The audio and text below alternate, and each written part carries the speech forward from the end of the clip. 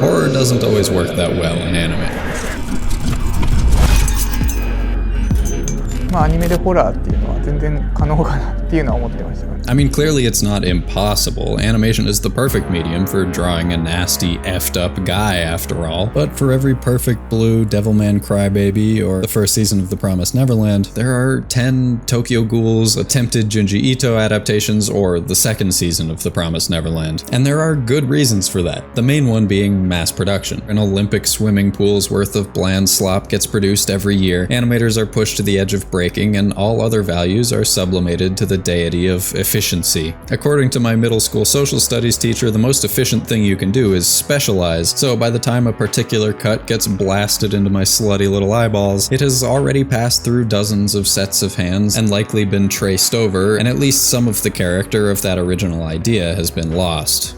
Combine that with budget and any number of other constraints, and I'm sure it can be hard to go against the grain and make something legitimately frightening that doesn't rely on tropes and cliches. So how do you make something truly unsettling while still adhering to that TV production structure? By jump scaring me with a real goddamn photograph of some raw chicken, of course. Ah! You look at that. I'm just gonna keep facing this way.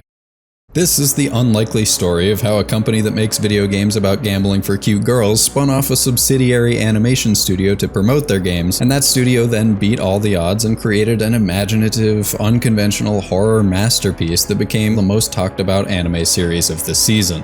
That's right, we're talking about Mars of Destruction.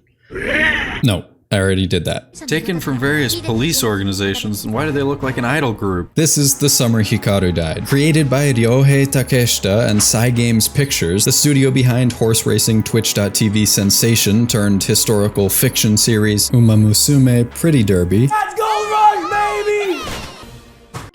Based on the sensational coming-of-age horror manga series by Moku Mokuren, and which builds upon that manga significantly by finding unconventional ways to use every single tool in the audiovisual toolkit. Let's break it down and see what actually makes it so great. Yoshiki, the poutiest boy alive, is perfectly balanced out by his lovable, carefree, and a little bit stupid best friend Hikaru, for whom he may or may not be starting to realize his feelings towards go beyond just platonic friendship. Except this isn't Hikaru. This is Hikaru, as it's written in the books. He had disappeared mysteriously up in the mountains at the edge of their small rural town last summer until Yoshiki found him, but Yoshiki's the only one who knows that when he found Hikaru, he was already dead. Whatever came back was something else that took up residence in his corpse. But this new Hikaru is, in many ways, just as good as the old one. He's just as goofy and lighthearted, he still has all Hikaru's memories and emotions, except with even more of a sense of childlike wonder, because despite having all those memories, every sensory experience is new to him again, and most importantly, he's just as, if not more, attached to Yoshiki and reciprocal of his feelings than he was when he was alive.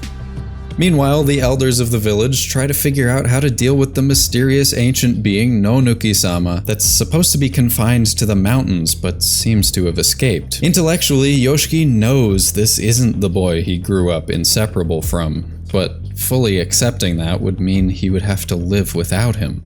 No homo.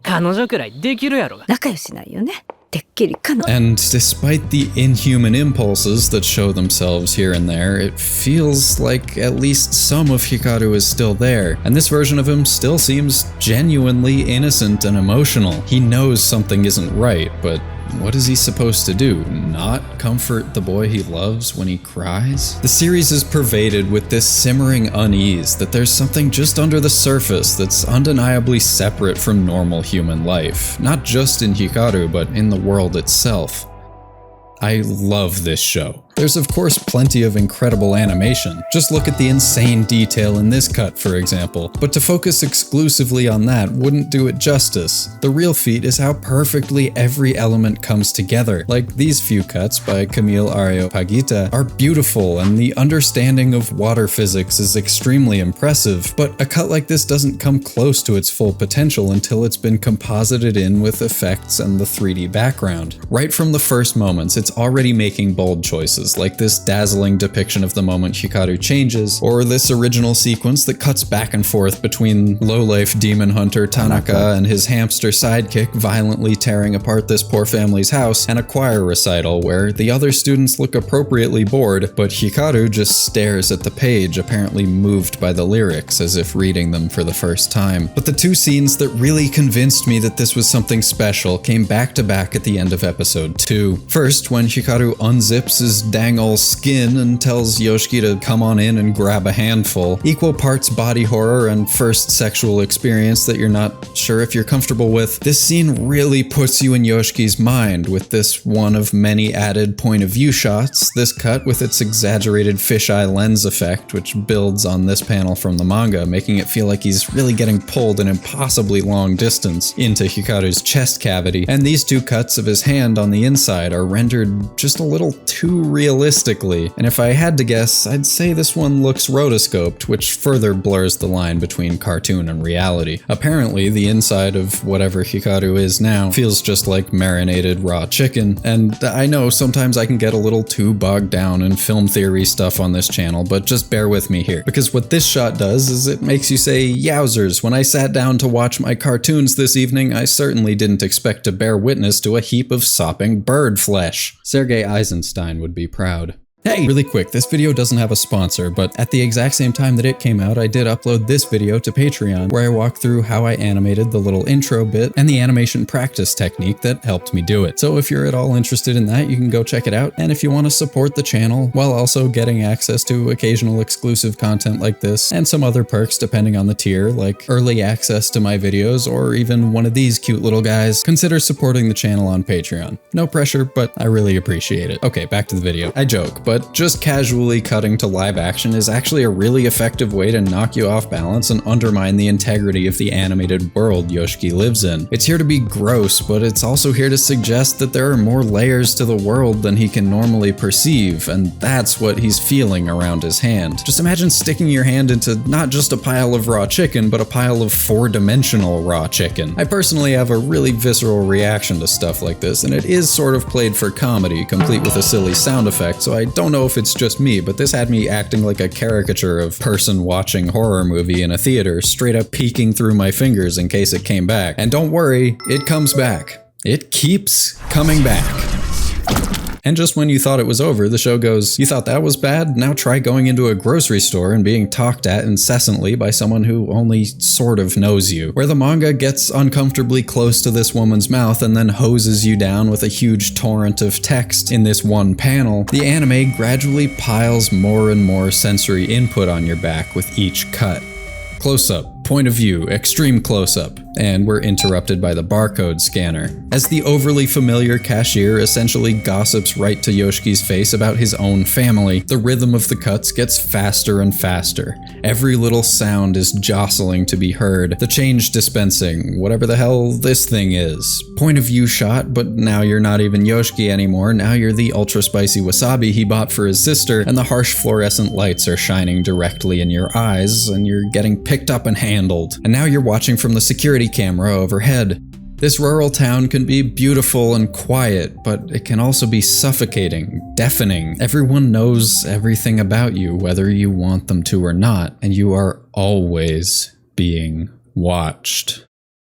If you feel different from everyone else in some way, maybe that feels even scarier and more overwhelming than any supernatural threats that may or may not be lurking. That's all conveyed through unconventional choices in framing and pacing. I know this wasn't supposed to strictly be a depiction of regular old sensory overload, but I can see why Yoshiki lets his bangs grow out and cover his eyes. Real ones know. This adaptation holds nothing back, and not all the choices work, in my opinion. It can sometimes get so jazzed with the weird structure and editing to where it starts to cross over into a little bit silly, but so many of them do work for me. And so many other details contribute to that feeling of underlying dread. The painterly background art that gives a picturesque, bucolic appearance to the village, but is almost always tinged with this cold blue tint in the shadows. The almost uncanny way that Hikaru's hair glows in the sunlight in basically every single shot. Hey, maybe that's why his name is written with the kanji for light. Takeshita's choice to rearrange so that the scenes with the kids are interwoven with the scenes with the the adults who are viewing the situation from the opposite side, instead of introducing those characters a little later like the manga does, which brings a sort of Hitchcockian tension to the story. Or the choice to show the passage of time in the most creatively creepy way possible in this scene, where after the kids venture into the forest, the camera lingers out here on the road for a while before a jump cut puts it at a slightly different angle and causes a hitch in the background noise, which implies, at least subconsciously, that maybe somebody paused the recording and restarted it later. At any rate, it brings forward the idea of the camera itself as a physical object inside the show, and once again elicits that subtle feeling of being watched.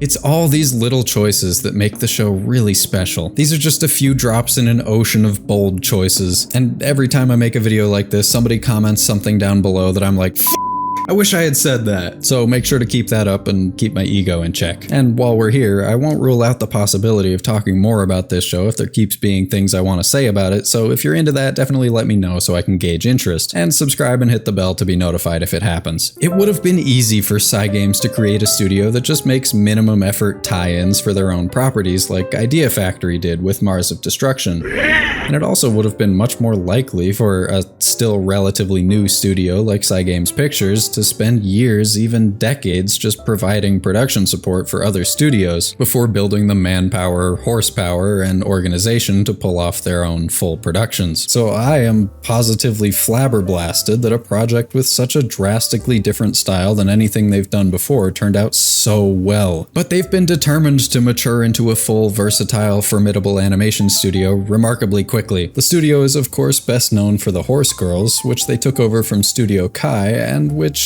aren't generally my cup of tea, but the animation quality has undeniably skyrocketed since they took over. I'm most familiar with that one episode of Dungeon Meshi that Trigger outsourced primarily to them, which might not have reached the same highs as the rest of the show, but was still impressively well handled. The video where I broke down that episode should be popping up in the corner right now. A lot of it seems to come down to the attitude and management of the studio and its founder, Nobuhiro Takenaka, who was already planning to start a studio, and Cygames were the ones to give him the money to do it. He has high hopes for the studio to start creating their own original movies at some point, and he at least seems committed to actually training new talent to build a consistent base of animators. And of course the creators, like series director and guy who is absolutely killing it in this outfit, Ryohei Takeshita. There was a conscious effort to focus on not just good animation, but to utilize every department to its maximum potential. 作画だけじゃなくて、このサイゲームスピクチャーズにある強みを全部使っ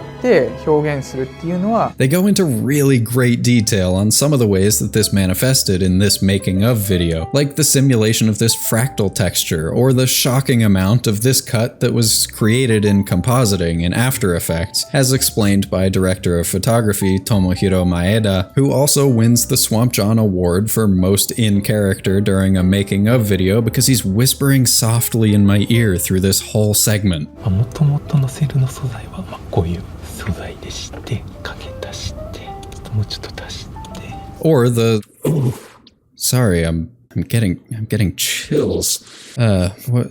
Hold that thought actually. Chat, I have a confession to make. This has really been eating away at me for the last 12 minutes and 45 seconds, so I'm just gonna say it. I actually haven't watched past season 1 of The Promised Neverland. I don't know personally how bad the second season is, and just said it because I wanted to fit in. I wanted to be liked. So for the rest of this video, I promise to only share my own extremely original opinions. Starting now. I think horror movies rely too much on jump scares as a cheap crutch. 海外のわって驚かせるジャンプスケアみたいな感じじゃなくて、もうちょっとジメッとした。 Funny you should say that right after jump scaring me with that damn chicken. Oh, God! Rutherford, can you please tell me when you're gonna put that slide on the screen? 洋画的なそのホラーではなく、その間の取り方とか。そういうもので怖がらせるのはすごい。 Personally, I think he's actually overstating Western horrors, at least recent Western horrors, reliance on jump scares. But I do take the point. I think The Summer Hikaru Died actually has more of what I would call jump scares than most Japanese media I've seen. But ironically, if his description of Japanese versus Western horror is accurate, then that too is going against the grain. At the start of this making of video, Takeshita disagrees with what I said at the start of this video. アニメーションでホラーって難しいってこういろんな人から言われるんですけど、それを意識したことがあんまりなくて。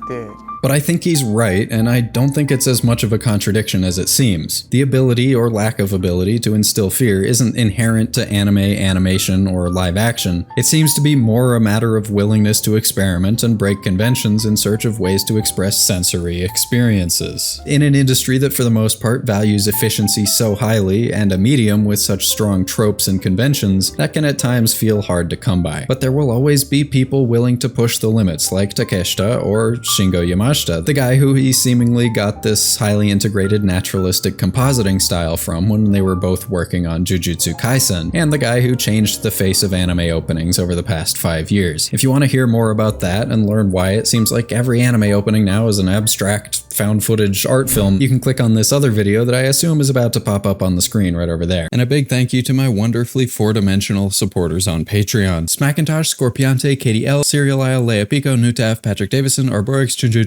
Jun, Dr. Yolo McSwag, Grav G, Squid Goo, Joe, Fuggle Nugget, Annie, and Sammy Z, as well as all the other names you're seeing on the screen right now. See you next time.